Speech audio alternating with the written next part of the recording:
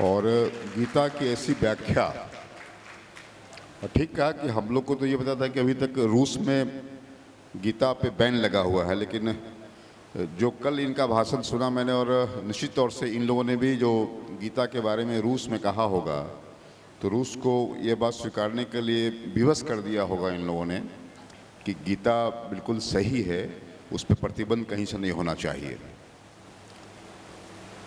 तो कल की व्याख्या सुन के मुझे इतना ये लगा कि मैंने आज का अपना प्रोग्राम सब कैंसिल करके मैंने कहा आज भी दीदी को सुनूंगा। बीके शिवानी के आसपास ही ऐसी वक्ता हमारे स्टेट में भी हैं, हमारे राज्य में भी हैं। उनकी बात बहुत समझ में हम लोग को नहीं आती है, शिवानी जी की थोड़ी उच्च स्तर की हैं, लेकिन कल दीदी की बात सुन के मुझे बड़ा अच्छा लगा। और जो व्याख्या इन्होंने किया और कहवाया कि हर घर में महाभारत है तो गीता का ज्ञान चाहिए हम लोगों को, और ये सबों ने अनुभव किया कि है। एक महाभारत हमारे अंदर में भी है और हमारे बाहर में भी है, तो उनसे निपटने के लिए गीता का ज्ञान जरूरी है। मैं ओआरसी गया था आज से 10 साल पहले। ओआरसी में देखा कि लिखा हुआ था कि अपने मन को सुमन बनाए। आशा दी, मुझे लगता है आशा दी स्वस्थ होंगी, अभी होंगी, तो मन को सुमन बनाए। अब ये बड़ा, मन को सुमन, सुमन मतलब फूल बनाए। ये छोटी छोटी बातें इस ढंग से है। कल जैसा कि कहा इन्होंने बर्थ और डेथ के बारे में कहा कि जो बीच में एक सी है, वो सी आपका चॉइस है। मतलब यह है मित्रों, भाइयों बहनों, एक गीत है ना कि दुनिया में हम आए हैं तो जीना ही पड़ेगा, और जीवन है अगर जहर तो पीना ही पड़ेगा। तो दुनिया में हम सब लोग हैं तो कुछ ना कुछ कष्ट तो सबको है। कोई ये नहीं कह सकता है, या कोई ये व्यक्ति ऐसा नहीं कि सब बिल्कुल कष्ट से परे है। अगर उसी में जीवन जीने की जो कला है, एक अंग्रेजी में कहते हैं कि problem is the part of life.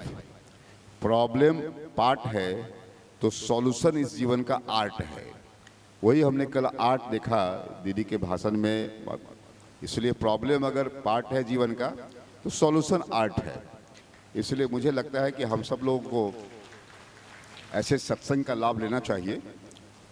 और मैं पिछले 15-20 वर्षों से मैं वहाँ भी गया हूँ, माउंट आबू में गया, मुझे अच्छा लगा।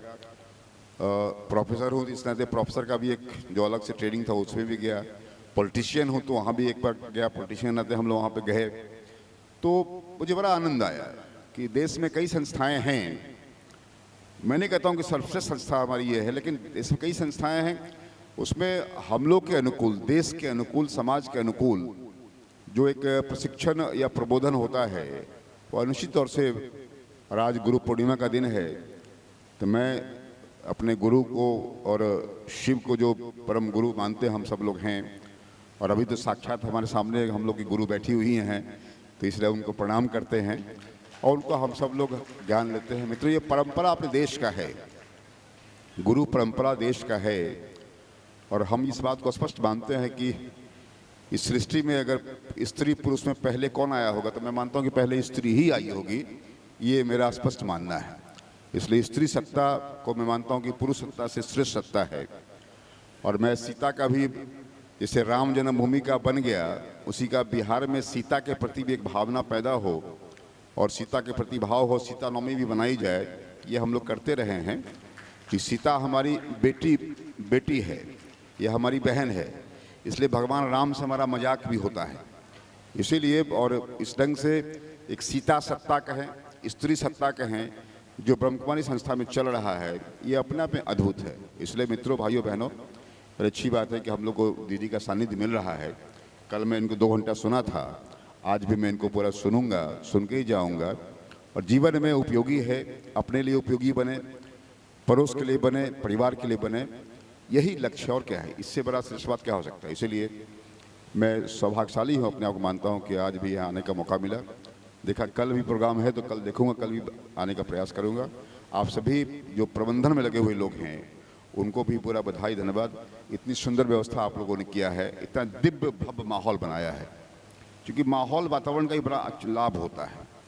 हम भी कल कुछ नए लोग लाए थे, आज भी कुछ नए लोग को लाया हमने है। प्रवीण जी आए हैं नवादा से, प्रवीण जी उठिएगा, नवादा से उनको लाए हैं बुला करके कि देखिए समझिए। रवि जी हैं, उनको भी लाए हैं। इसलिए कुल मिला करके लोगों को हम लोग कहते हैं तीर्थ अकेले नहीं करना चाहिए। तो ये तीर्थ ही हम लोग के लिए है। तीर्थ जब भी हो तो सामूहिक तौर से हो, और इसमें लाभ अपना भी होता है, परिवार का, और पूरे समाज का भी होता है। इसलिए मेरी ओर से पूरा जो ऑर्गेनाइजर बंधु हैं उनको भी बधाई, धन्यवाद। खास के बहनों को मेरा पूरा आशीर्वाद है, पूरी शुभकामना है कि आगे ऐसा कार्यक्रम होता रहे। धन्यवाद।